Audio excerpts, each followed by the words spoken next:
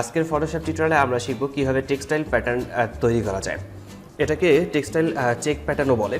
আর আমরা এই প্যাটার্নটি কিভাবে তৈরি করতে হয় সেটা আমরা আজকে জানবো। তো এই জন্য প্রথমে আমরা ফাইলে ক্লিক করছি। ফাইলে ক্লিক করার পর নিউয়ে ক্লিক করব। নিউ ক্লিক করার পর আমরা এখান থেকে নতুন একটি ডকুমেন্ট ওপেন করে নেব এবং সেটি থাকবে পিক্সেলে, এবং পিক্সেলটা আমি এখানে রাখছি 600, আর হাইটও রাখছি 600, এবং রেজুলেশন আমি এখান থেকে রাখছি 300। কালার মোড থাকবে এখান থেকে RGB। আপনারা চাইলে এখান থেকে হোয়াইট এবং হাইট আপনাদের পছন্দ মতো রাখতে পারেন। তো এরপর আমরা ওকে লেখা দিয়ে ক্লিক করব। নতুন একটি ডকুমেন্ট আমরা পেয়েছি, আমরা নতুন একটি লেয়ার তৈরি করে নিচ্ছি। নিউ লেয়ারে ক্লিক করে ফরগ্রাউন্ড কালার আমরা এখান থেকে ক্লিক করব, আর এখান থেকে আমি গ্রিন কালার রাখছি। গ্রিন কালার নেওয়ার পর আমরা এখান থেকে সিলেক্ট করব রেক্ট্যাঙ্গেল মার্কি টুল।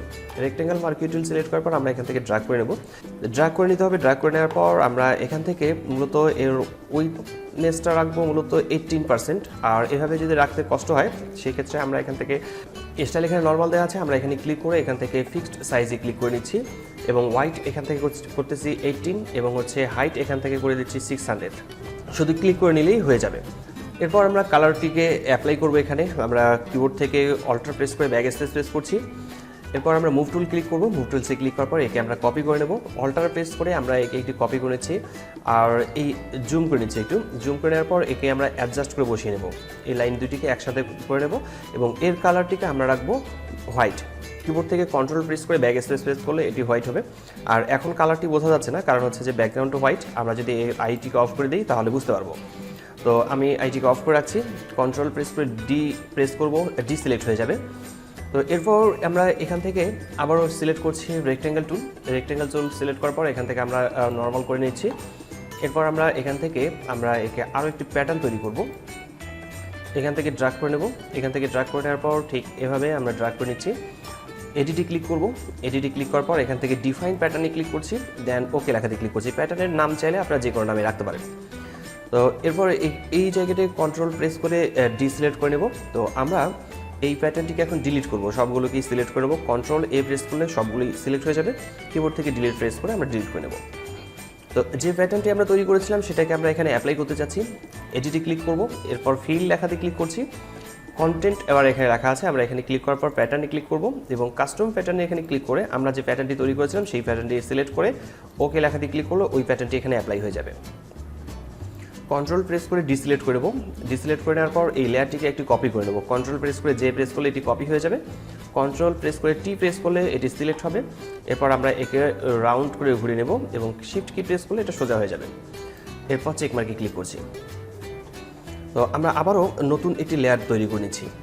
নতুন একটি লেয়ার তৈরি করার পর একটু জুম করে নেব। জুম করে নেওয়ার পর আমরা এবার ছোট করে এখানে মার্কি টুল সিলেক্ট করছি। মার্কি টুল সিলেক্ট করার পর আমরা এর কালারটিকে আমরা এখান থেকে ব্ল্যাক অ্যান্ড হোয়াইট রাখছি। তো এখানে আমরা ছোট করে একে ড্র্যাগ করে নিচ্ছি। এর কালারটিকে আমরা রাখবো ব্ল্যাক। আবার এটাকে অল্টার প্রেস করে কপি করে নিচ্ছি। একে কপি করে নিচের দিকে এখানে রাখবো। এরপর আবারও এটাকে কপি করার পর উপরের দিকে রাখবো, এবং এর কালারটিকে রাখবো আমরা হোয়াইট। আমরা এখান থেকে কন্ট্রোল প্রেস করে ব্যাক স্পেস প্রেস করলে এটা হোয়াইট হয়ে যাবে। এবার আমরা এখানেও রাখছি।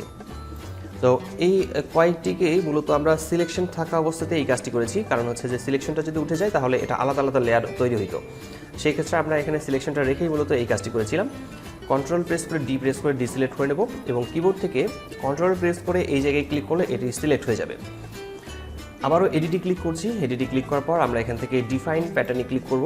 এরপর প্যাটার্নের নাম চাইলে সিলেক্ট করতে পারি, আমি এই নামে রাখছি, দেন ওকে। তো এটির প্রয়োজন নেই। কিবোর্ড থেকে ব্যাক স্পেস অথবা ডিলিট প্রেস করে আমরা এটাকে রিমুভ করে দিচ্ছি। কন্ট্রোল ডি প্রেস করে ডিসিলেক্ট করে নেব, এবং এই লেয়ারটির প্রয়োজন নেই, এই লেয়ারটিকে আমরা ডিলিট করে দিচ্ছি। আমরা এটিকে ছোট করে নিচ্ছি একটু। এরপর এই লেয়ারটিতে ক্লিক রেখে আমরা এখান থেকে লেয়ার মাস্ক করে নিচ্ছি, এবং এই লেয়ার মাস্কে ক্লিক রেখে আমরা এডিটে ক্লিক করব। এডিটে ক্লিক করার পর ফিলে ক্লিক করছি। ফিলে ক্লিক করার পর এখানে প্যাটার্ন সিলেক্ট করতে হবে, এবং কাস্টম প্যাটার্নের এখানে ক্লিক করে লাস্ট যে প্যাটার্নটি তৈরি করেছিলাম সেটিতে ক্লিক করে আমরা ওকে লেখাতে ক্লিক করছি। ওকে লেখাতে ক্লিক করার পর দেখতে পাচ্ছেন যে এটি মূলত টেক্সটাইল প্যাটার্ন চলে আসছে। ঠিক এভাবে আমরা খুব সহজেই মূলত টেক্সটাইল প্যাটার্নগুলো তৈরি করতে পারি। আশা করি বিষয়টি বুঝতে পেরেছেন। কোথাও সমস্যা হলে কমেন্ট করে জানাতে পারেন, আমি প্রতিটি কমেন্টে রিপ্লাই করি। আজকে টিউটোরিয়ালটি এখানে শেষ করছি। দেখা আছে ফটোশপের নতুন কোনো টিউটোরিয়ালে। ততক্ষণ পর্যন্ত সবাই ভালো থাকবেন, সুস্থ থাকবেন। ধন্যবাদ সবাইকে। আল্লাহ হাফেজ।